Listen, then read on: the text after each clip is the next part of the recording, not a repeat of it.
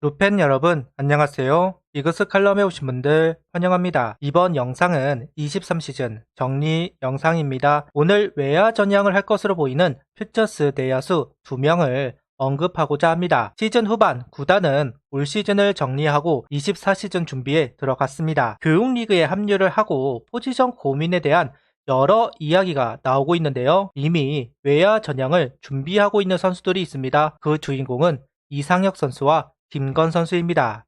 영상 시작하죠. 작년 퓨처스 외야는 유로결 이원석, 이진영, 장진혁, 권광민을 중심으로 육성 영입 선수들, 장지승, 유상빈 선수들이 경쟁을 하고 있었습니다. 잔류군에도 육성 영입 선수들로 채워졌는데요. 그러다 보니까 변동 이야기는 많지 않았습니다.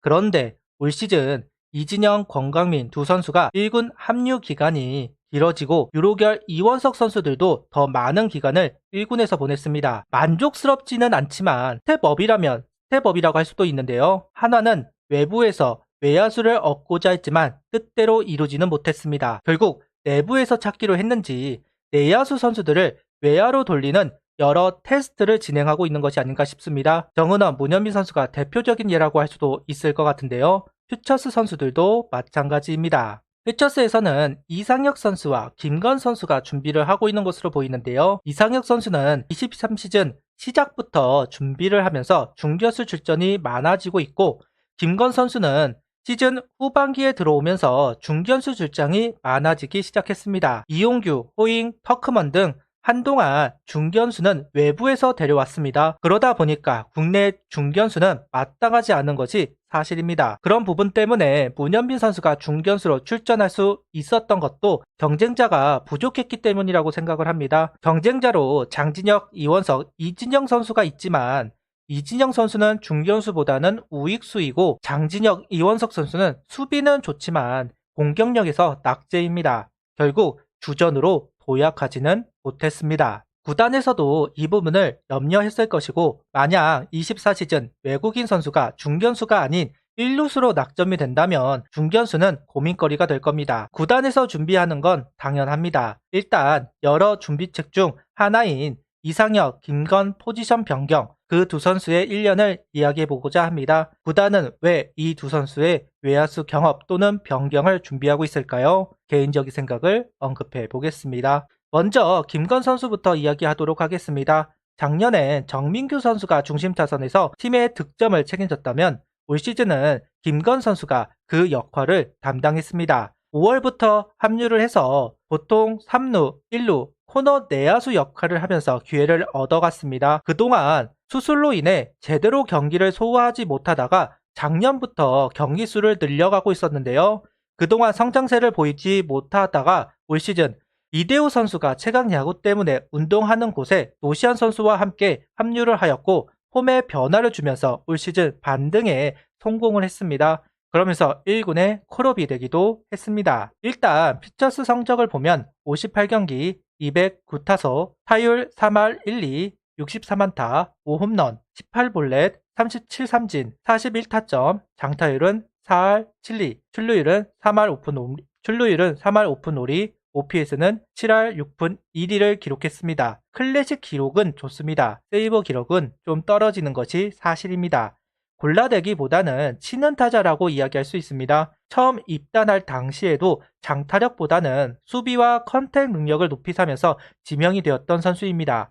한용록 감독도 그 부분을 높이 사면서 하주석 선수의 런닝메이트로 삼기도 했습니다. 실제로 매년 김건 선수를 1군에 올려서 가능성을 타진하기도 했지만 번번이 안착에는 실패했습니다. 올 시즌에도 1군에 올라오기는 했는데요. 1루수 출전을 많이 했던 김건 선수, 1루수에서도 수비 문제가 터지면서 기용 횟수가 줄어들었고 후반기 다시 한번 콜업이 되었지만 감기 문제로 다시 퓨처스로 내려가게 됩니다. 그 이후로 기회를 잡지는 못했습니다. 김건 선수는 이렇게 시즌을 마감한다는 게 개인적으로 아쉬웠을 겁니다. 교육리그에 참가를 하는 김건 선수인데요. 교육리그에서 좀 더 발전된 모습으로 복귀를 하면 좋겠습니다. 김건 선수가 몇 년 고생을 했던 이유, 수술 때문입니다. 특히나 발 쪽 수술이었기 때문에 영향이 있었던 것으로 보이는데요. 그렇기 때문에 수비력이 퇴화된 것이 아니냐는 이야기도 많습니다. 실제로 유격수인 김건 선수가 유격수 낙제라는 이야기가 있고 코너 내야로 출전을 했기 때문에 수비력 퇴화는 기정사실이지 않나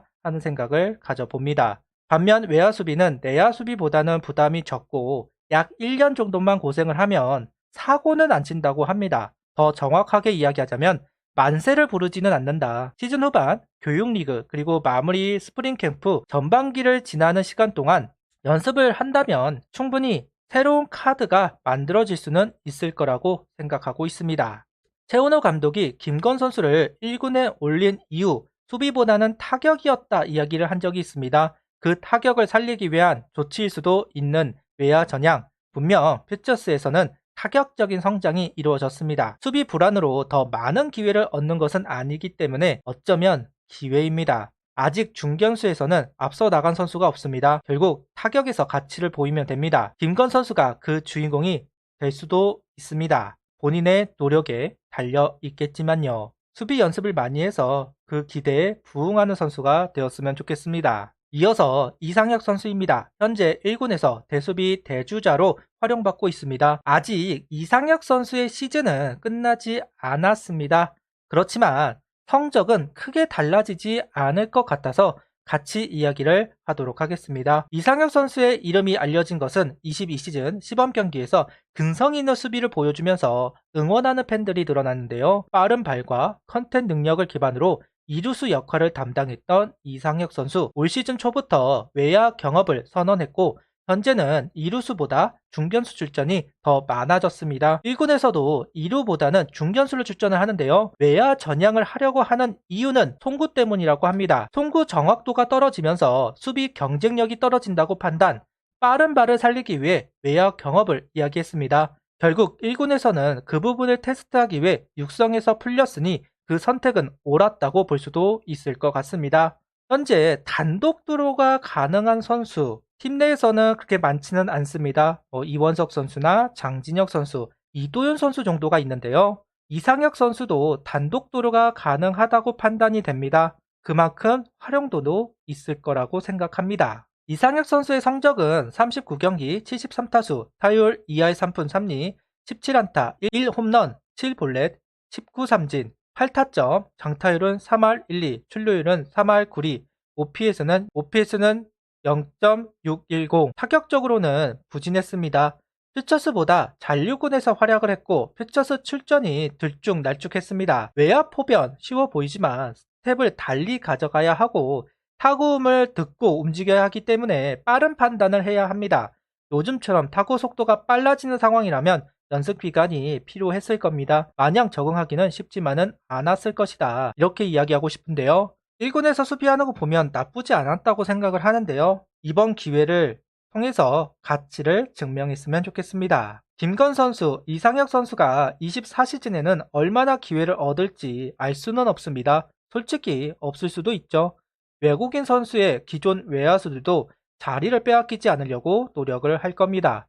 그 선수들보다 더 나은 모습이 필요합니다. 손혁 단장이 말하는 내 외야 전쟁터, 그 성공의 키는 어쩌면 김건, 이상혁 선수에게 달려 있을 수도 있습니다. 1군 선수들을 압박할 수 있어야만 가능한 이야기이니까요. 나는 외야수이다. 다행히 이번 시즌 이진영 선수와 최인호 선수가 현재로는 두각을 보이는 것도 사실인데요. 내년에도 이어져야만 확실하게 주전 자리를 차지할 수 있을 겁니다. 더 많은 선수가 등장을 해야 합니다. 아직 자리를 확고하게 차지한 선수는 없으니까요. 그 후보들 가운데 김건, 이상혁 선수도 있었으면 좋겠네요. 구독, 좋아요, 알림 설정 부탁드리며 영상을 봐주셔서 감사합니다.